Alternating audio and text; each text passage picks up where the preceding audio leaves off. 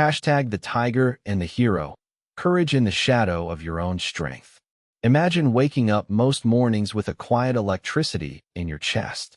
There's something in you that sees obstacles not as warnings, but as invitations. When others hesitate at the edge of something uncertain, you feel a pull forward. Maybe it's a conversation that needs to happen, a change that needs making, or a problem everyone else has decided to live with. You move toward it anyway. That restless confidence, that sense that you were built for something that requires your particular kind of courage. That's often the inner signature of someone born in a tiger year. Now, before we go further, let me be clear about what we're doing here.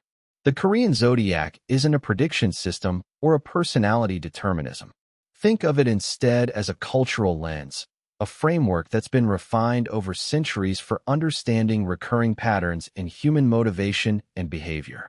When combined with Jungian psychology, specifically Carl Jung's concept of archetypes as universal patterns in the human psyche, we get something genuinely useful, a mirror for self-reflection, not a cage. In Korean tradition, the tiger, or byum in Korean, has occupied a particular place in the cultural imagination for millennia. It's one of the 12 animals in the zodiac cycle, and those born in tiger years, most recently 1986, 1998, 2010, and 2022, carry symbolic associations with qualities that appear across Korean mythology, martial arts philosophy, and even in the visual language of Korean art. The tiger represents something urgent and alive. It's associated with the East, with spring, with the moment when dormant energy suddenly mobilizes. But this isn't mystical belief. It's a cultural encoding of behavioral and motivational patterns that people have observed and named. In Korean culture, strength is rarely celebrated as ego. It's understood relationally, strength for what and for whom. This matters as we dig deeper. What drives the tiger psychologically? At the core, there's a fundamental need to prove competence through action. The hero archetype, which Jung identified as one of the foundational patterns in human consciousness, is characterized by a drive to test oneself against difficulty, to develop mastery, and to protect or serve something larger than oneself. For tigers, this often manifests as an almost physical restlessness when they sense injustice or stagnation around them. They ask themselves, not always consciously, am I capable? Can I make a real difference? The deepest fear underneath, though, isn't failure, it's irrelevance. It's the possibility of being sidelined, of having strength but no real purpose to direct it toward. This distinction is crucial. A tiger doesn't fear being knocked down. They fear being left with nothing worth standing up for. Let's talk about what tigers do well, starting with decisiveness under pressure. When the stakes are unclear or the path is ambiguous, most people hesitate. Tigers tend to move. This isn't recklessness. It's a capacity to process incomplete information and still act.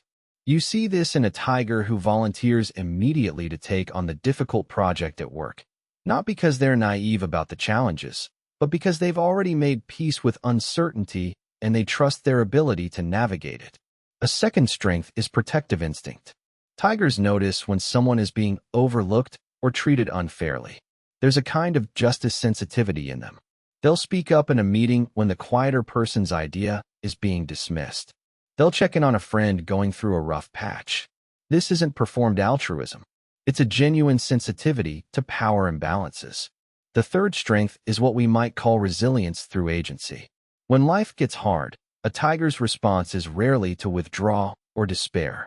It's to do something, to problem solve, to take ownership.